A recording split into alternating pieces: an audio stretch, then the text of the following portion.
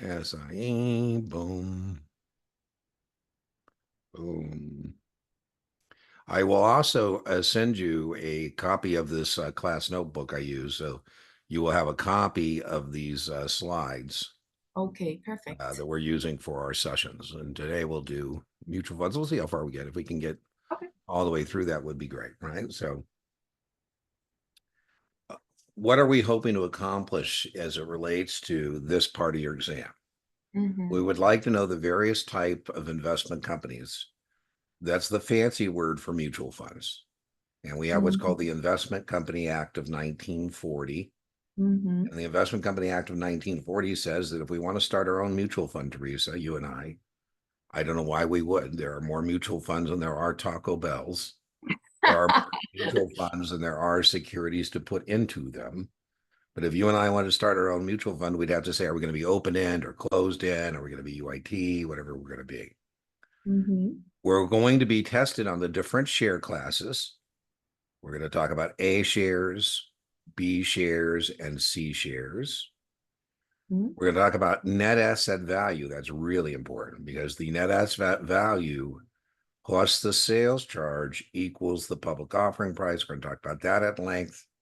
And in an open-end fund, a traditional open-end fund, you're doing business directly with the mutual fund company. It's a primary transaction. We're going to talk about that. And we're going to talk about disclosures and taxation of mutual funds. So that's kind of what we're going to try to get done in today's session. So Okay. as I said, one of the first rules is we have to classify ourselves as either a unit investment trust, very low probability. So, when I say probability of being on your test, there are some things that are low probability, some things that are high probability, and, it varies on your draw. I'm wishing for you a dream draw. Everything you studied shows up, and you go, man, I know what the big deal was, but we Mm-hmm. got to be prepared for any draw. Now, Yep. TQ means test question, and that doesn't mean it's going to be exactly the way I'm telling you. It just means, hey, if you're studying, you're reviewing your video, your notes, or whatever, make sure you got a flashcard or mental note, whatever you want to do. Unit investment trust, the assets are professionally selected, Mm-hmm. but they are not actively managed. Now, what that means is I show you, I say, this is the Nuveen California Unit Investment Trust 186. This is a professionally selected portfolio of municipal bonds. If you don't like these bonds, you shouldn't buy this thing because they're not going to change.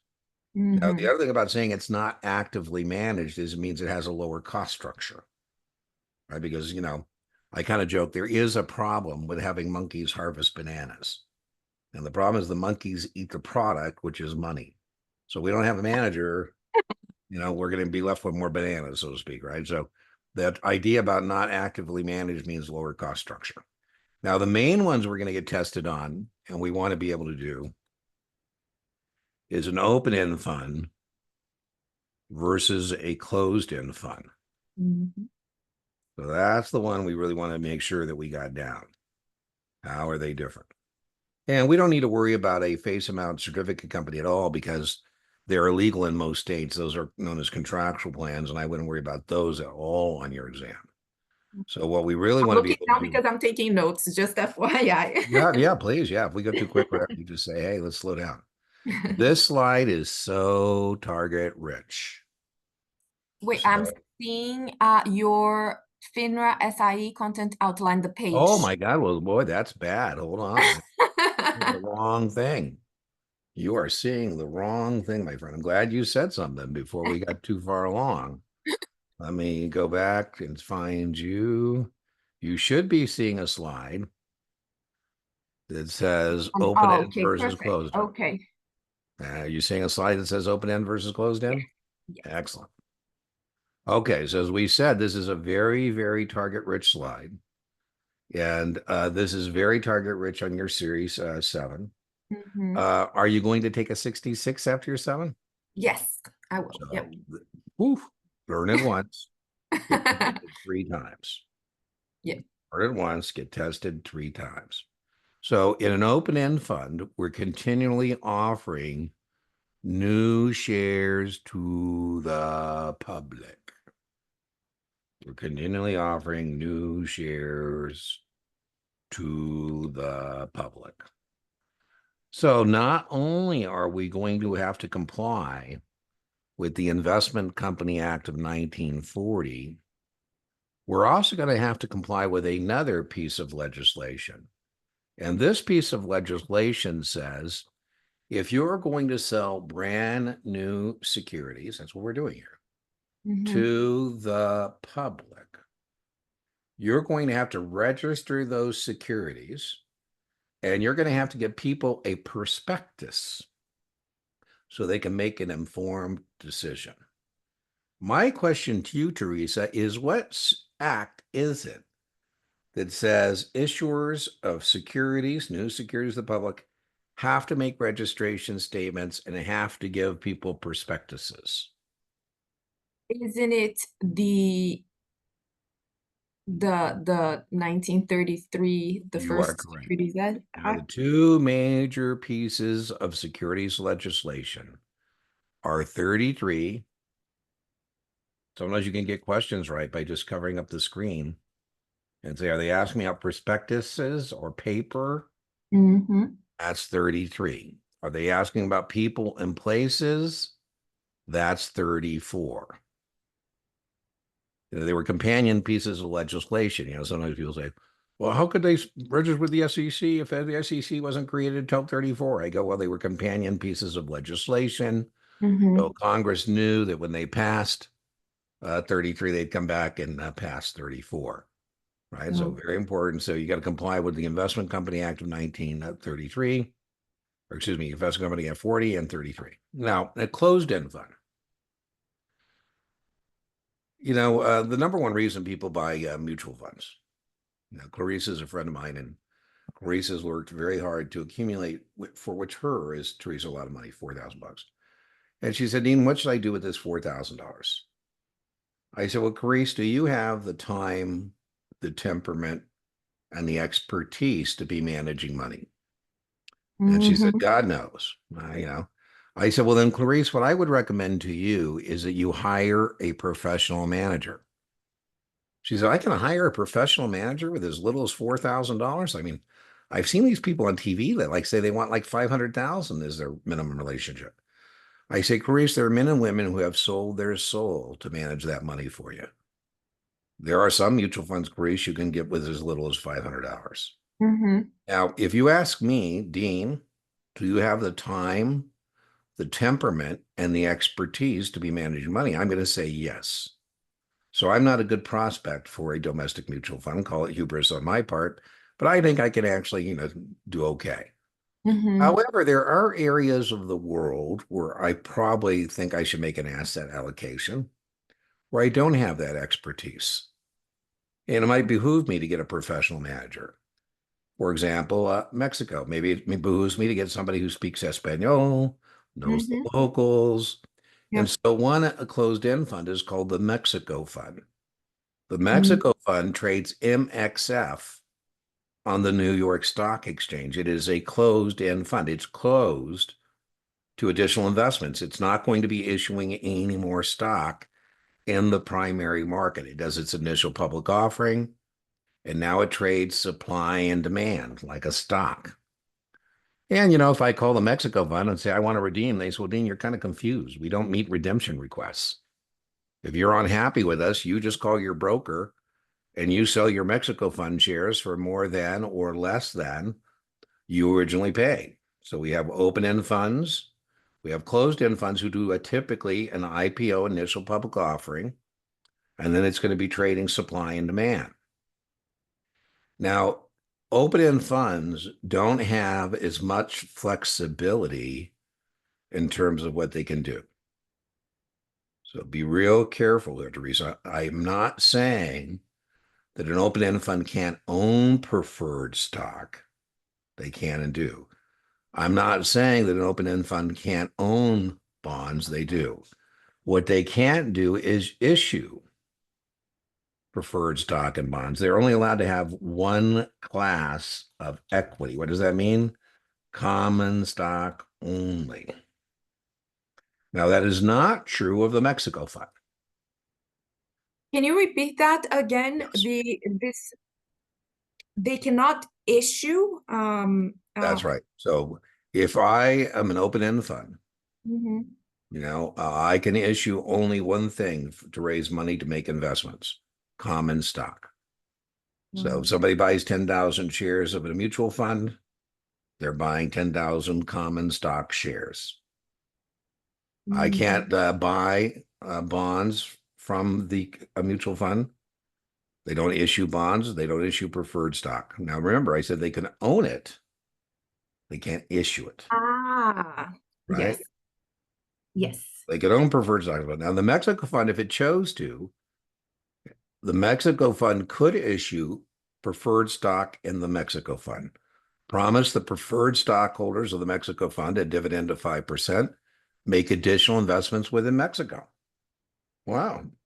If the Mexico fund chose to, they could issue Mexico fund debentures, bonds, promise the bondholder 7%, make additional investments within Mexico. Mm, So the closed-end fund has a little more flexibility. Now, remember, I didn't say that open-end funds can't own preferred stock and debt.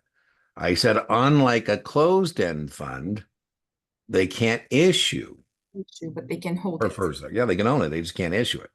So all the Mhm, money I have is from managing that money. They can't issue mhm, mhm. preferred and bonds.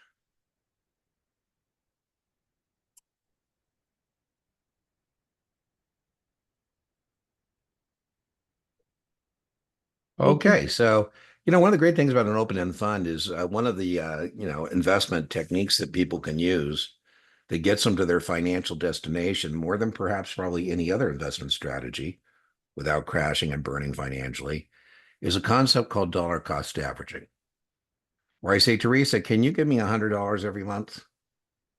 Because if you can give me $100 every month and we're in this open-end mutual fund, that'd be kind of cool because we'll be doing exactly what we should be doing is buying more shares when they're low and less shares when they're high. And this is a great kind of way to invest. Now, most people invest in the way they get money, drips and drabs. You say, hey, Dean, that sounds great. Now, I say, Teresa, you can get fractional shares in an open mutual fund because your $100 can buy you like 33.25 shares. So you get Mhm, full and fractional shares of the mutual fund. Closed-end funds, you can't buy a fractional share of the Mexico fund. It's going to be trading in full shares, meaning 100 shares or 101 shares. You don't get 101.3 shares of the Mexico fund. The biggest testable distinction on all of your exams, as we said, you're learning this once, you're going to get tested twice. yeah. And it's something I need to learn for the rest and know for the rest of my That's life. right. And, is how they are different. We said when you buy or redeem a mutual fund, open-end fund, you're doing business directly with the fund. You're doing business directly with the fund. And we said a closed-end fund, no, no, no. They do that IPO and then it's going to be trading in the secondary market. So when I buy the Mexico fund doesn't receive the money. The previous owner does. Mhm, mhm. Right. So that's the biggest one. That these are set supply and demand. Mom is retired. I'm taking care of mom so I can see her walking off to the washer and dryer, and I got to make sure she's paying attention. I've got a place in Las Vegas. I got this off grid place, and mom said she wants to move here. And I said, well, mom, the problem is we're 2 hours from any kind of civilization here. And I mean, that's pretty, but if something happens to you, it's gonna be, it's gonna be a problem. So I try not to put out negative vibes and tell her, say, listen, I'm paying attention to how you're getting around because if you can't get around, we're not moving out here. So, Oh, but that's lovely. I love hmm. it. All right. Oh, So the price here is set, determined by a formula. And again, that we said this is pretty damn testable. The Mexico fund, Alexa, cancel. The other thing, I got a gazillion of these things around the property. So, or was I hear one dinging and I go, where's that one at? Here it says a price determined by in a formula. That formula, very important for us, is going to be the NAV, the net asset value, plus the sales charge equals what's called the public offering price. And that's very important. And we said there's this thing called the Investment Company Act of 1940. And so every business day, at least once every business day, the mutual fund is going to have to calculate its NAV. So that price is determined by formula once per business day. And we're always doing business on that. Now, if a mutual fund, for example, has a NAV of $9.15, we'll talk about that at length in just a little bit. You know, what that is the assets of the securities in the portfolio minus the liabilities of the portfolio. That equals net asset value. We divide by the number of shares and we get net asset value. Now, let's say here the sales charge is 85 cents. And so that means the public offering price in this example is 10. Now, very testable, as we said, this is a very target-rich environment on your exam. And we said your SIE, your 7, you know, this part not so much on 66, but the maximum sales charge in a mutual fund, very testable. The maximum sales charge in a mutual fund is 8.5%. So as you see here, if this is the one we're looking at, we're at the legal limit. Okay. Right? Because if we take 85 cents divided by 10, that's 8.5%. As we just said, very testable. That is the maximum load we can charge customers. I don't know of anybody who charges anymore 8.5%. I mean, that's just, you know, in today's environment, I don't know how you would get away with it. But the technical name for somebody who charges 8.5% is a full service fund. You know, and if we're charging somebody 8.5%, man, we're going to have to show them a lot of love. We're going to have to go to breakpoints. We're going to have to let them reinvest in the AV, you know. Now, whenever a customer is looking at two prices, a low price, in this case, $9.15, and a high price, in this example, $10, the customer always pays the high price, $10, and always receives the low price, $9.15.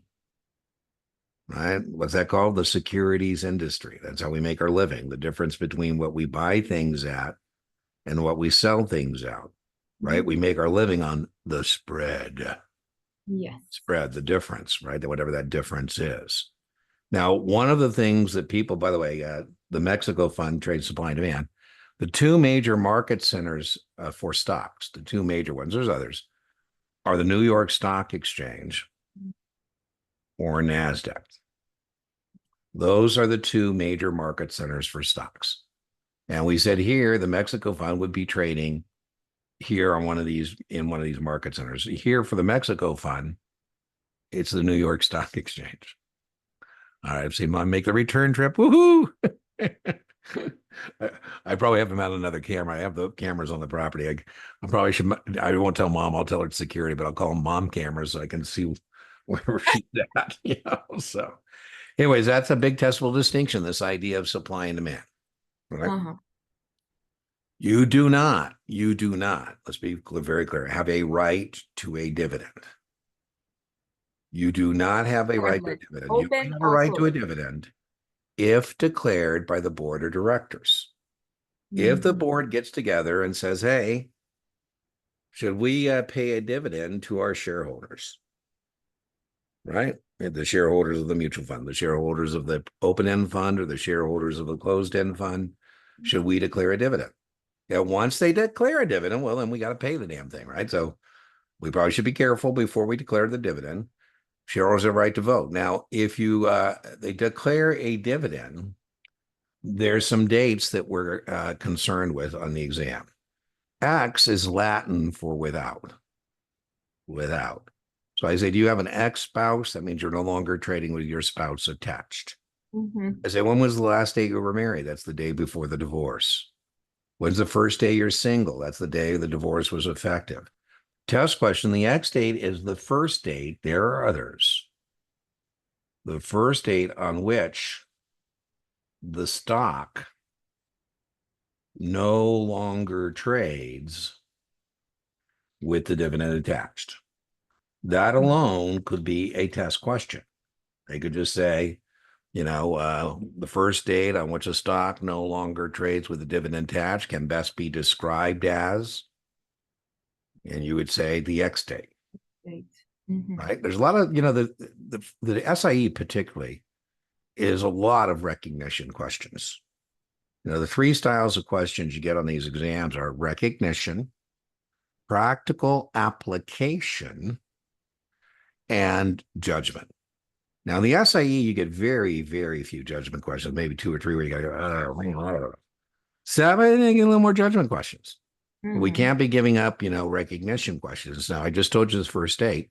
The other dates we're going to be concerned with, besides the X date, is we're going to be concerned with declared date, the record date, the X date, and the payable date. And we just said, what is the X date? We said the X date is the first date on which the stock no longer trades with the dividend attached.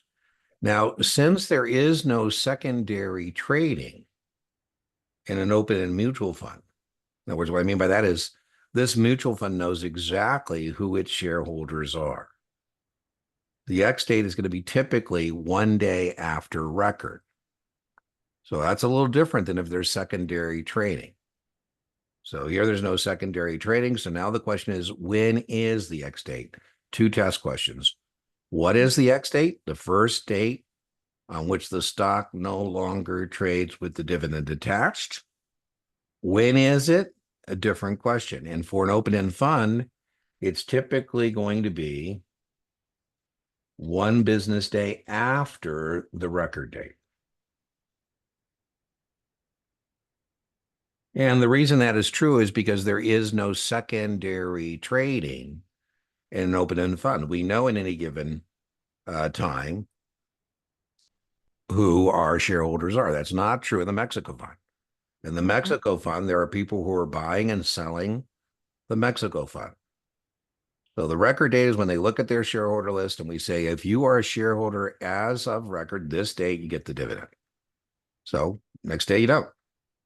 Payables when they actually do it. Now, in secondary trading, we have, again, in secondary trading, we have what's called the Uniform Practice Code, the UPC.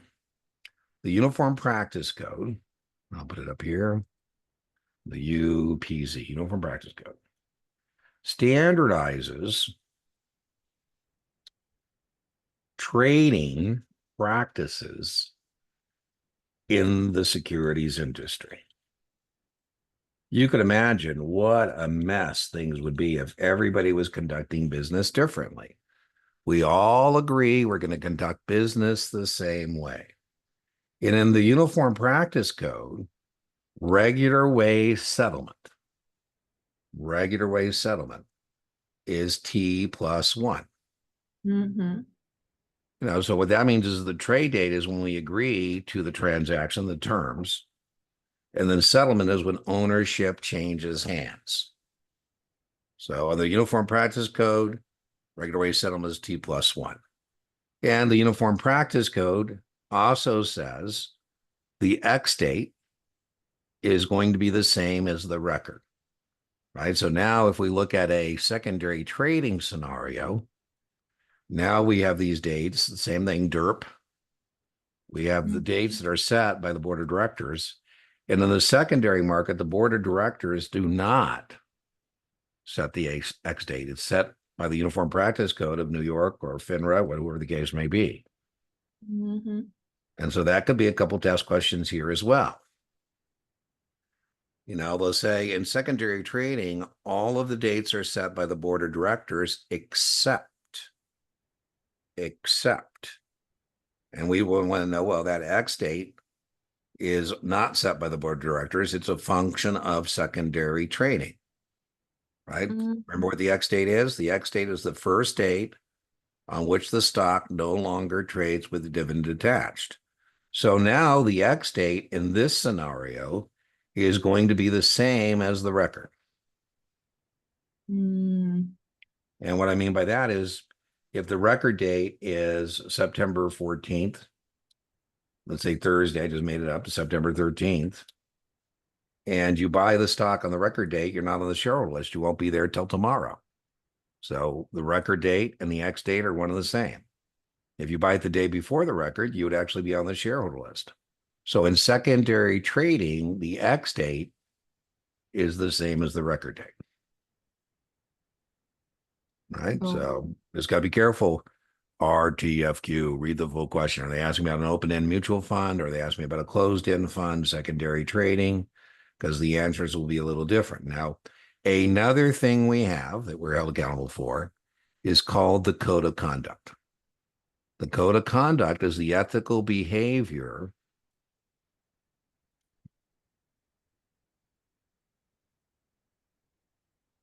that associated persons, broker-dealers and associated person, owe customers.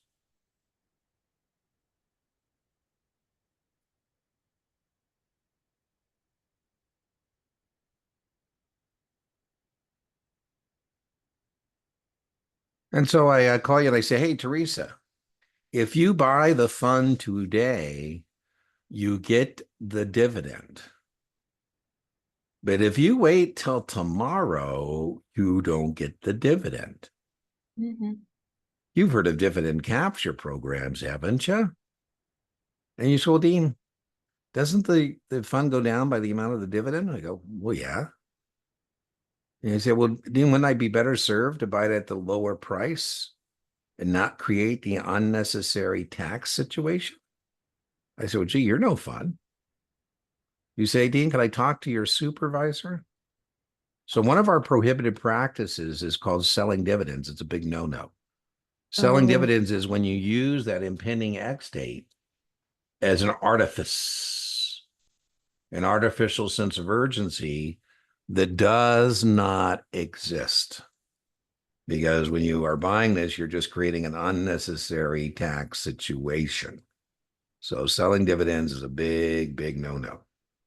So not good if you pass your exam and you come back and tell your manager, I want to do some front running. I want to sell some dividends. I want to open some fictitious accounts. I want to make some breakpoint sales. I want to do some churning. These are all bad things that we're not supposed to do, right?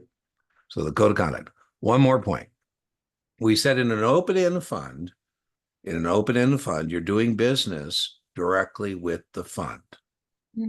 And so you say, Dean, I really like this idea of a mutual fund. I get professional management. I get diversification. Sign me up. Here's my $10,000. And you say, Dean, how many shares am I going to get? I said, well, Teresa, I don't know.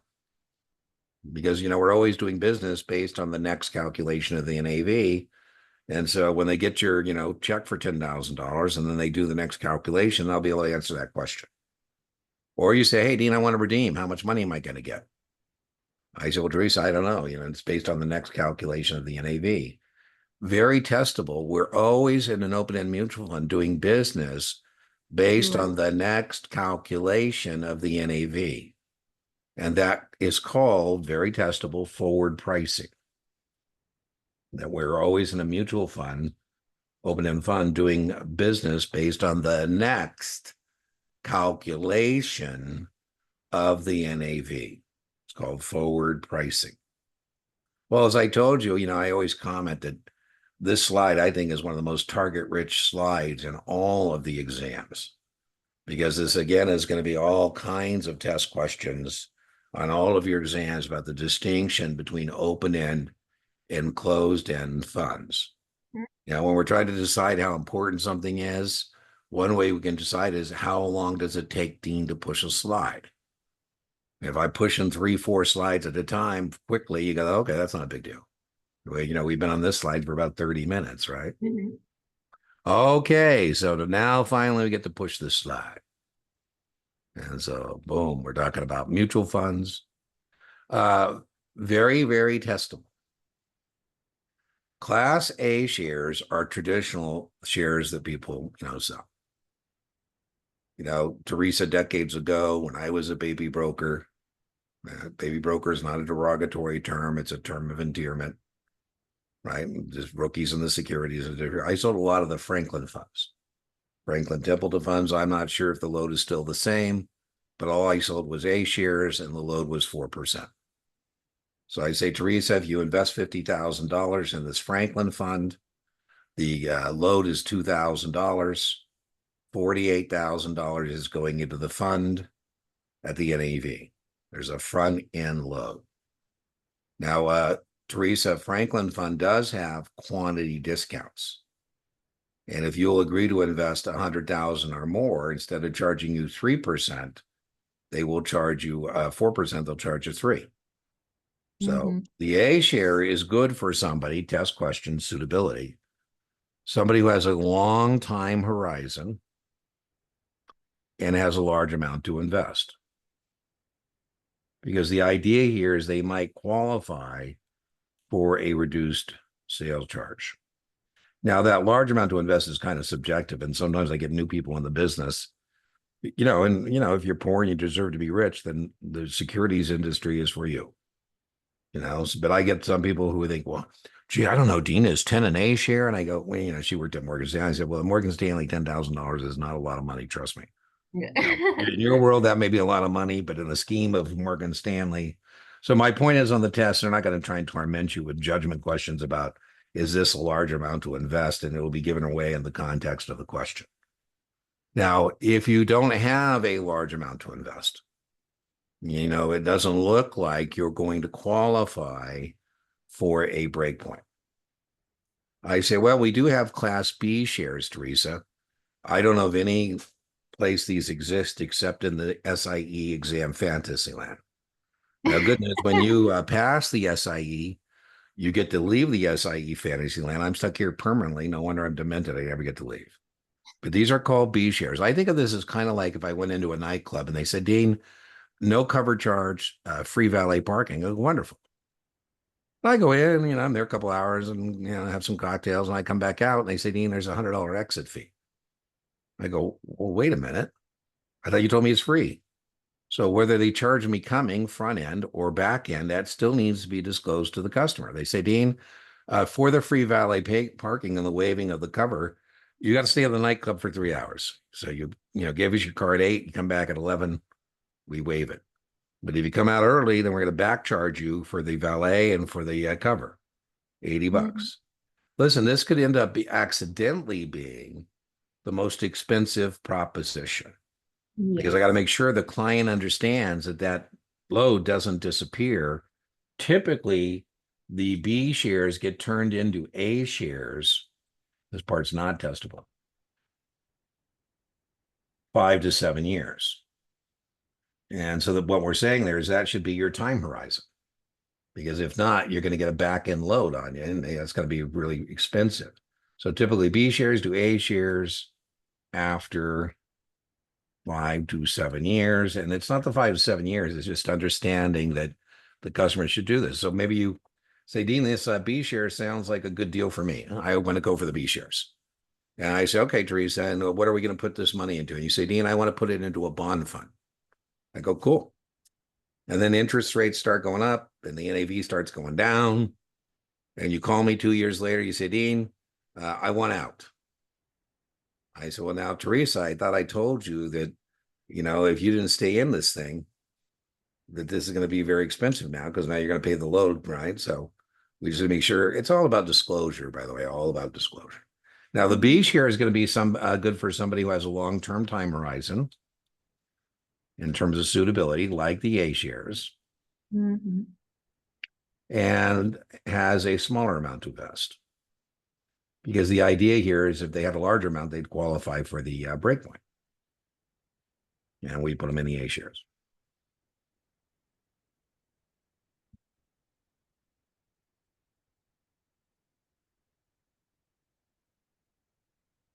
Boom. We have, where's put that right there. We have C shares. C shares. Now, C shares are typically for somebody who has a shorter time horizon, because that asset-based fee is never disappearing. So, in my Franklin example, I say, Teresa, you might be better to just pay Dean once off the top and be done with me than paying me 1% every year. In my Franklin example, right, if it's 4% in the fifth or sixth year, you would have been better just to buy the A share and be done. Right. So now that asset-based fee is very testable. The maximum the asset-based fee can be over the life is 0.75%. That is the maximum 12B1 fee. A 12B1 fee, by the way, is a promotional expense paid by the fund for advertising and marketing and all that kind of stuff. And if you are charging a 12B1 fee, the maximum you can charge over the life of that is 0.75%. That too is testable. Now, my friends at Vanguard is no load funds. I mean, that's what they do. And so at Vanguard, the NAV plus 0, because there is no load, equals the sales charge, the public offering price. So, in my example I showed you earlier, the Vanguard fund, if the NAV is 915, I just told you that's 0. And so the public offering price would be $10. Now, I don't think my friends at Vanguard would do this, but can Vanguard charge a promotional expense, an expense not about managing the money, not a management fee for managing money? That's a separate fee. A promotional expense. The answer is yes. And, Vanguard has what, I don't know, 5, 6, $7 trillion. And that would be a boatload of money. But if they still want to refer to themselves as a no load fund, test question, the maximum they could charge as a 12B1 fee and still hold themselves out to the public would be, test question, 0.25%. So we have two numbers associated with 12B1 promotional expenses of mutual funds. We have promotional expenses associated with a load fund where there's going to be somebody paying. And we said the maximum for that is 0.75%. And we said, if you're a no load fund, can you have a 12B1 fee? The answer is yes. But if you still want to be considered and tell people you're no load, you can't go past 0.25%. Gotcha. So recognition. Mm-hmm. All right. So we're talking about mutual funds. Teresa, I sometimes have to avoid, Costco.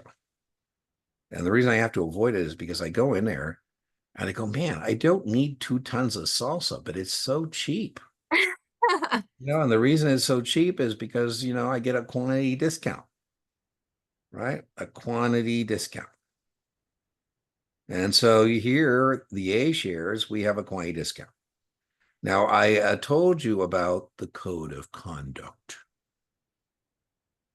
right? The ethical behavior that associated persons and broker-dealers owe customers. So in this breakpoint schedule, you say, Dean, how much should I invest? I say, Teresa, you should invest $9,999. And you say, why? I say, because I'll make an $850 commission. And if you give me another buck, I'm only going to make a $700 commission. Am I a full service broker, or B, violating the code of conduct? Violating the code of conduct. So you got to be real careful here. Breakpoints are good. A breakpoint is a quantity discount, and that's bueno, not a problem. Good. A breakpoint sale is bad.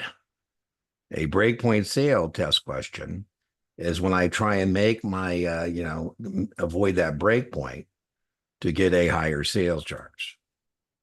So breakpoint sales are bad. Okay, so and the maximum that I can charge is 8 point. Yeah, Okay. this one is. Okay. Yeah, this one's charging the maximum legal limit. You're right. There would be no 9 there, because 8.5 is as much as you can go. Yeah. Now, maybe it says here purchases may be combined.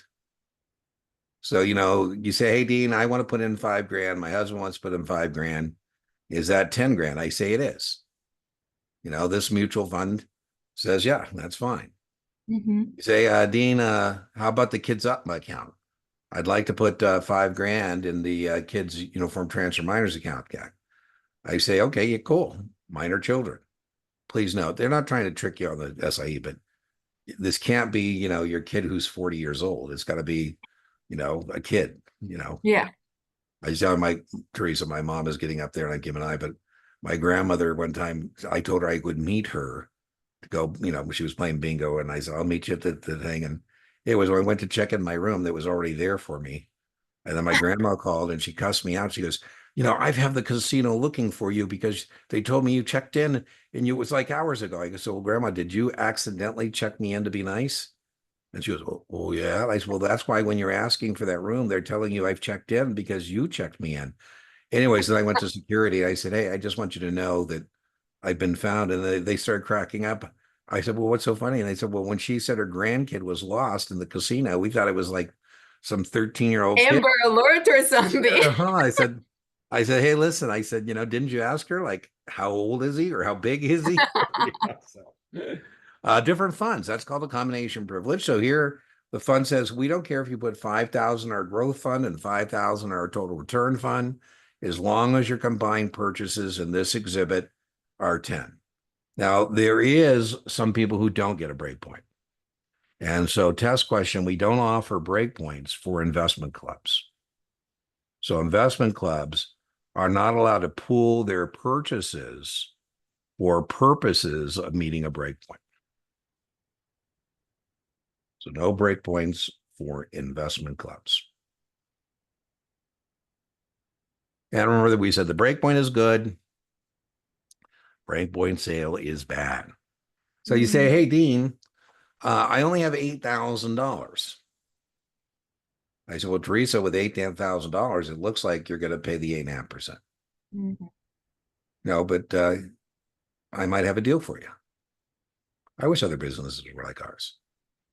I was checking out this hotel. I said, is there any deal I don't know about? Like, well, what do you mean? I said, well, I'm just watching people check out and what they're paying is all over the place. He said, well, Dina, are you here on business or leisure? I said, well, you tell me the rates and I'll tell you why I'm here. They said, Dina, if you're here on business, it's $300 a night. But if you're here on leisure, it's $150. I said, well, leisure it is. Our business, we have to tell you how to get the best deal. If I'm confused somewhere, I say, listen, how do I get the best deal? Just tell me what maneuvers do I have to make? I say, Teresa, if you'll agree that over the next 13 months that you intend to come up with an additional $2,000, right? 13 months. Please note, this contract, this letter of intent is only binding on the mutual fund, not you. You cannot be hurt by signing the letter of intent. So if you'll tell us that $2,000 are you going to come up with in the 13 months, or you're going to intend to try and do that, we'll let you in at the 7%. Pretty cool. You get the lower sales charge. Now, not testable, but just so your own edification, I say this is a great thing because, Teresa, if you pay 7%, you're going to be able to buy more fund shares, and that's wonderful. And what we're going to do is put those in an escrow account. And if you don't fulfill this, we're just going to redeem them, back flag the account. It'll look exactly like it would have looked had you give me 8 without the letter of intent. Now, the only reason I'm bringing it up is because we want the customer to understand there's no way they end up in any worse position by signing that letter of intent. It can only be good. So maybe you get your registrations, you complete what I call the hat trick. A hat trick is 3 successes in a row in a limited time frame. You pass your SIE, you pass your Series 7, you pass your 66, and you come in, you say, Dean, I got my first customer. I signed them up for a mutual fund. I go, wonderful. I always tease people. If you have a Series 7 and you pass your Series 7, you come back to your manager and say, hey, I know I have a Series 7, but is it okay if I just sell mutual funds? Most firms would say that would be wonderful. right? You want to terrify your manager, come back and go, man, I'm so glad I passed the 7. I love these advanced options and margin and wildcat oil and gas, right? So I call you and I say, hey, Teresa, I'm just looking at this mutual fund app and there's $8,000 there. Did you tell them about the Breakpoint? You go, oh man, I got so excited, I forgot. I said, well, nope, no harm, no foul. Very testable. The letter of intent can be backdated 90 days. The letter of intent can be backdated 90 days, so no problem. So, a month goes by and I say, hey, Teresa, I'd just been looking for the letter of intent. I thought we discussed this, that you were going to go back and get that letter of intent. You said, Dean, I'm trying to track them down. I go, well, Teresa, if they don't get this done in 90 days, it's going to be too late. Right now, we're 30 days in, so now they have 60 days left. Right, so that 90 days is inclusive of the 13 months. So if we wait till 90 days, we got 10 months left to come up with the money, right? Okay. Now, with letter of intent, you get the reduced sales charge up front. With rights of accumulation, you first have to prove you're a good customer. With LOI, I say, oh, you say you're going to be a good customer, I believe you. Right of accumulation, I say, prove it. You got to get to the 10 first. Sometimes, Teresa, people like you, and I appreciate it, thank you for your business, will say, Dean, do you have a breakpoint? I say, I do not. What they're asking me is if they buy X number of hours, do they get a reduced charge on the tutor rate? And I say, no, I don't do that. I do have rights of accumulation, right? And you told me you've booked X number of sessions, and I have a young lady I'm working with, and I hope people don't think this.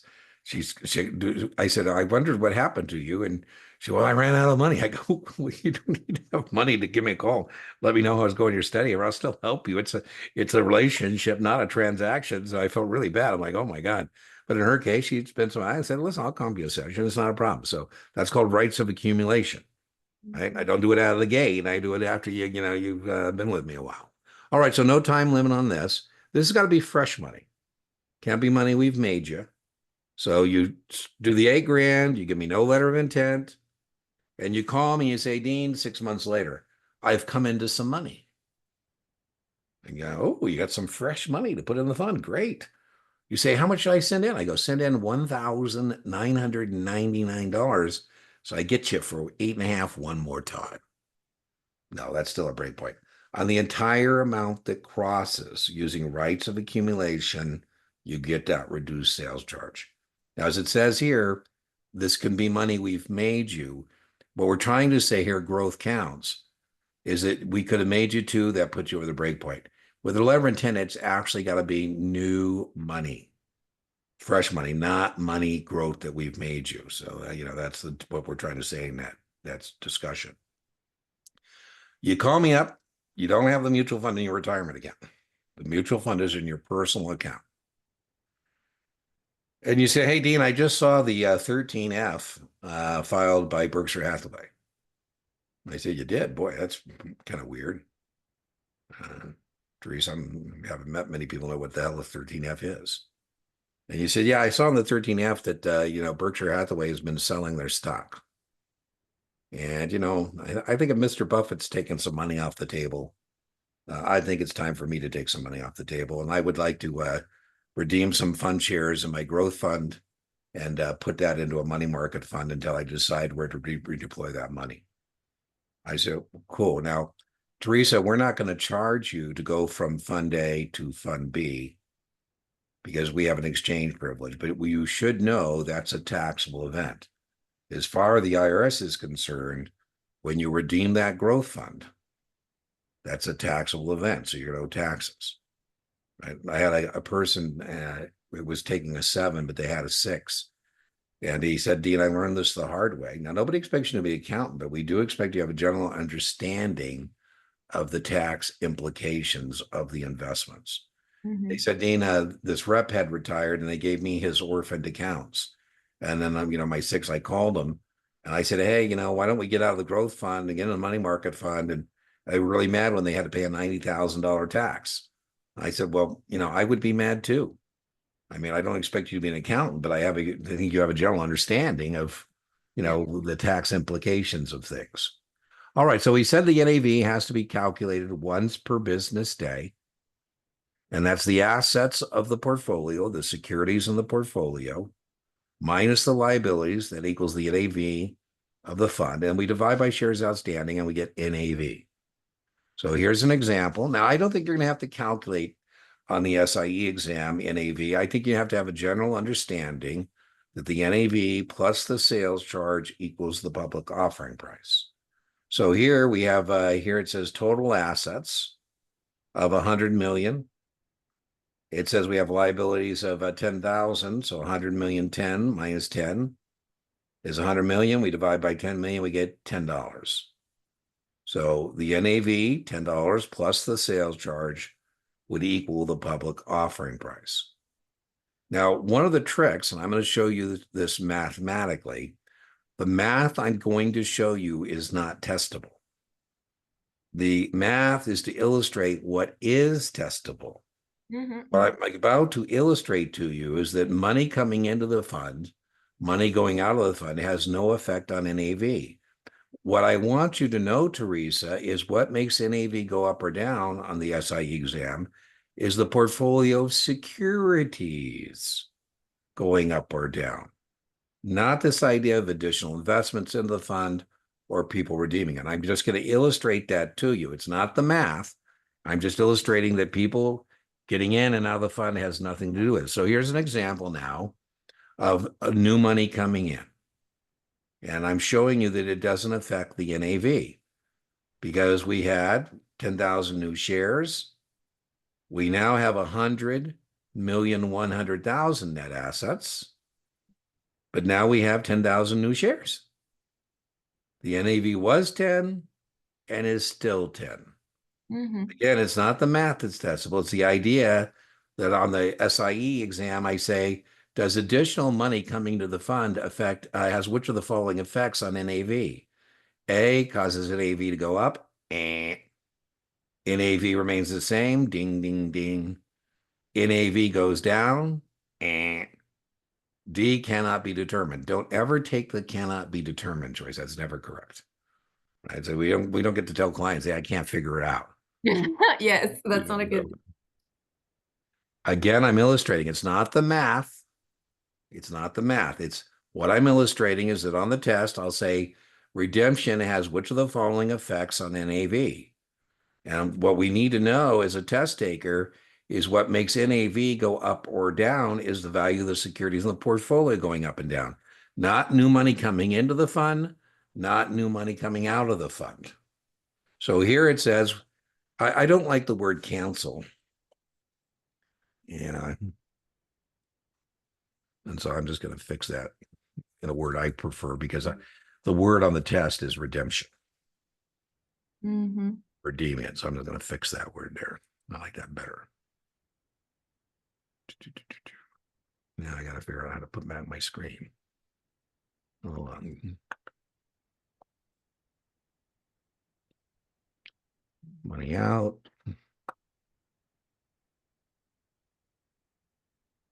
There we go. All right. So again, it's not, can you do the math? It's do you understand what I'm illustrating in this regard? So you say, hey, Dean, I'd like to redeem. I got a typo. I'll take the pixel later. I want to redeem 10,000 shares. And I call you and I say, hey, the NAV was $10 and we send you your check. You know, one of the great things about mutual funds test question is you have liquidity. Liquidity is your ability to turn the security back into money. And you can do this very quickly with a mutual fund. If you put in a redemption request to a mutual fund within 7 calendar days, they got to give you your money. You know, and if not, you're going to say, hey, there you do, yeah. So here, if you redeem 10,000 shares at 10, that's 100 grand, right? So 10 million minus that. Now we have less shares outstanding. We just sent you the money, and please note it's still 10. It was 10. It still is 10. It's not the math again. They're going to say redemption has which of the following effects on NAV? Increases NAV, and decreases NAV, and NAV remains the same. Ding, ding, ding, ding. Cannot be determined. Don't ever take that one, right? All right. Well, I kind of joked about this idea with monkeys harvesting bananas. right? And we said the problem with the mutual fund is we do have additional fees. We've already talked about one of these fees. And we talked about this and we said this was a promotional expense that some funds have and some funds do not, for marketing and advertising and all that kind of stuff. The manager's fee is for managing the money, and the management fee is typically the largest individual expense to the fund. It makes sense. Now, be careful. A lot of times people miss this. They go, the largest expense to the fund is the 8.5%. I go, no, the fund didn't pay the 8.5%. The customer did. I'd say, got to be careful. RTFQ, the largest single expense to the fund is the manager's fee. The largest single expense to the customer is the load. Those are different questions, right? So that manager fee is typically largest. Makes sense. I mean, you say, Dean, what do you do? I say, I'm a manager of a mutual fund. You go, you're the largest single expense to the fund. I go, rightfully so. I'm the one doing battle with Mr. Market on your behalf. And the more expertise I have, the more I'm going to charge you. Now, we have a board of directors. These are all people we have to pay. And then it's called an expense ratio, right? How much of the money is getting eaten up with these costs? And the board of directors is the one, supervising it. We're going to have people on the board who represent both the fund and the public. We might have admin costs, buying and selling securities, transferring the transfer agent, redeeming the shares and issuing shares, accounting and legal. So these are all our fund expenses that we may incur. We said forward pricing is very testable. We're always doing business based on the next calculation of the NAV. We said under the Investment Company Act of 1940, a mutual fund has to calculate NAV at least once per business day. The price of the investor is always determined based on that next calculation. So we said we can't actually, how much money you're going to get. We said the maximum sales charge is 8.5%. So if we figure out what we think is an open-end fund, we're not sure if it's open or closed. One way we could go about trying to decide whether it's open or closed is figure out if it's a load and we say, oh, it's more than 8.5. That's got to be a closed-end fund because it can't be opening because they're only allowed to charge 8.5. Or we could say, I'm looking at it and its NAV is higher than the public offering price. Got to be a closed-end fund. Closed-end funds typically trade at less. So let's look here. Boom. And talk about the NAV plus the sales charge. And what we want to be able to do is figure out the percentage sales charge. We want to know when given the NAV and the public offering price, we want to be able to calculate the public offering price, right? Or when given the percentage, we want to be able to do it each way. So I say here, the sales charge is 50 cents. 50 cents divided by the public offering price is 5%. So this could be an open-end fund, could be a closed-end fund, but 5% is certainly within that range we said of the max. Yes. Right? So I would be prepared on my SIE when given the NAV and the sales charge, be able to calculate the public offering price. You're not going to have to do much math on your SIE exam. I'm doing you a favor. If you can't decide what math to do, divide. And if you can't decide what to divide, take the first number, divide it by the second number, and that takes care of most, if any, math on the SIE. Now, you're going to have more math on your 7, and you're going to have even more math on your 66. So, you've got some math in your future. If the dollar amount of the NAV and the percentage sales charge are specified, the formula for determining the public offering price is, so now I say, listen, Teresa, I got good news for you. You qualify for a reduced sales charge. You qualify for a breakpoint. And the nice idea there is your public offering price is going to be lower, which means you're going to get more fund shares, which is a wonderful thing. And you say, well, Dean, what is the public offering price based on paying the reduced sales charge? I say, okay, well, the way we do that is we take the NAV and we divide by 100% minus the sales charge. Now, in this case, I tell you on the test, the sales charge is 5%. The NAV is 950. What is the public offering price? And we say, okay, I'm going to take the NAV and I'm going to divide. So let's just put these two formulas here. This is the one we use when given the NAV and the POP, calculate the percentage sales charge.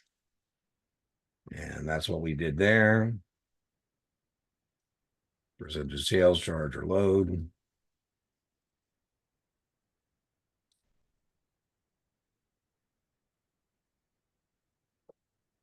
Clean that up. And so when given the NAV, in this case, the NAV was $9.50. The public offering price was $10. We took the POP minus the NAV to get the sales charge, 50 cents. We divided. And then this one, what we did is when given the NAV and the percentage sales charge,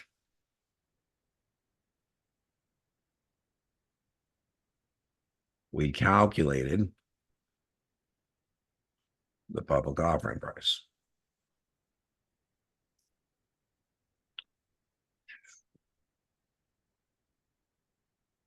Okay. Right. So the NAV was 950. The sales charge was 5%. And we calculate the public offering price. So either direction, right? The idea here is that the customer may qualify for a reduced sales charge. I don't think you get much math on the SIE, 2-3 questions max. If you tell me you had to use your calculator more than 4 or 5 times, I say, you know.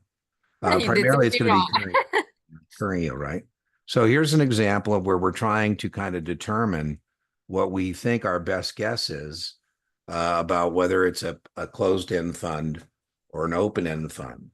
Okay. And so here, you know, we say, okay, well, 50 cents is the sales charge. And we take 50 cents, we find out 5%. So that could be either an open-end or a closed-end fund. And we do that one, 4%, could be either an open-end or a closed-end fund. Maximum limit. Now, if we came up with more than 9, it would have to be a closed-end fund, right? Because there's no way you could have an open-end fund charging more than 8.5%, right? And then we said, this is how you do it. We give it the NAV and the sales charge. We take the NAV, we divide by 100 or 1, same thing, and we get $10. Calculate the NAV. We talked about that. Disclosure documents for mutual funds. Well, we said, and when we're selling mutual funds, we are actually selling brand new securities to the public. And so we said that means we have to register the security, and that means we have to give people a prospectus. This full statutory prospectus is the full, thing. Now, depending on what we're offering, we might be able to use a summary prospectus and tell you that the other one's available on request. Wouldn't worry about any of this. We could tell you there's a statement of additional information, and we might be able to omit any offer of the prospectus if we keep it pretty generic. What I mean by that is I run an ad, say, how mutual funds can help you with your financial goals. I don't mention like a specific fund or anything. I'm not going to have to offer you a prospectus. Very testable. One of the problems of a mutual fund could be if we didn't have subchapter M or the conduit or pipeline theory of investments. What would happen is the portfolio company, the company in the mutual fund, would make money, pay taxes.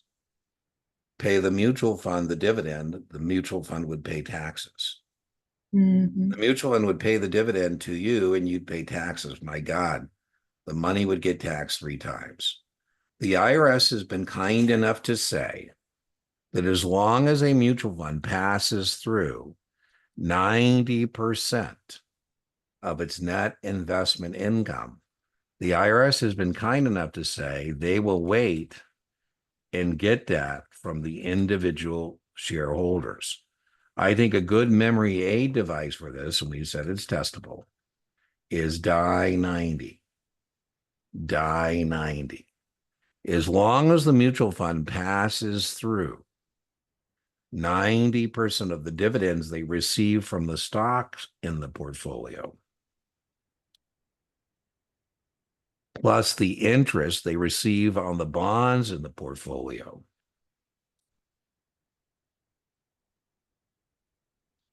less the expenses of the portfolio.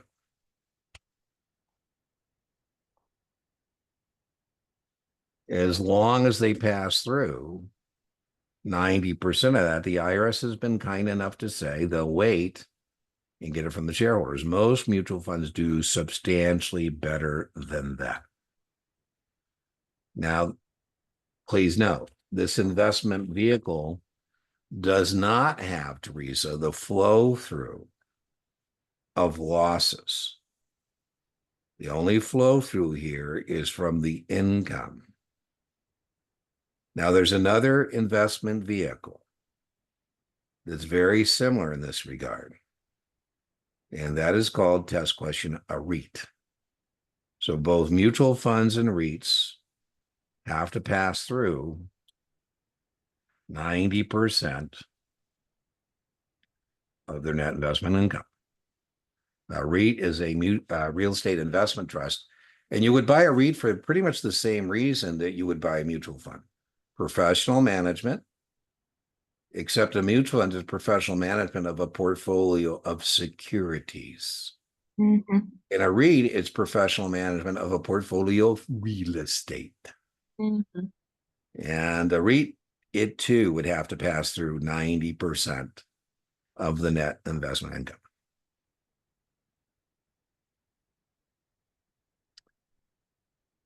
Again, I think this is total overkill. I don't think you're going to have to do this on the test at all. It's just for your own edification. But here's an example of a mutual fund that collected $500,000 in dividends from the stocks in their portfolio. They collected $600,000 in interest from the bonds in the portfolio. Mm-hmm. And they had $100,000 in expenses. So we're not going to have to do anything other than know they must distribute at least 90% of that. Right? We're not going to have to do any math here. Now, by the way, as I said, no mutual fund I know would even keep the 100 because then they have to pay taxes and they would have as a fund share. So what the heck are you doing keeping that money? Because after you pay taxes, you would have to get a huge return to make any economic sense. Most mutual funds do like 99.9. This is an aim and shoot point and click question about this 90%. All right, boom. All right, so we got mutual funds done today. I think that's a natural break in the material, and I know you have other sessions. So I always think if there's a natural break in the material, we should take it. And I'll just tack 15 minutes onto our next session. And I think on our next session, we can talk about what we would probably want to do. What I'd probably want to do is maybe get going on some bonds. Yep. We're in that section, of 33 questions. Anything else from today's session? No, I think that I will have questions once I go over my notes, Good. but yes, but I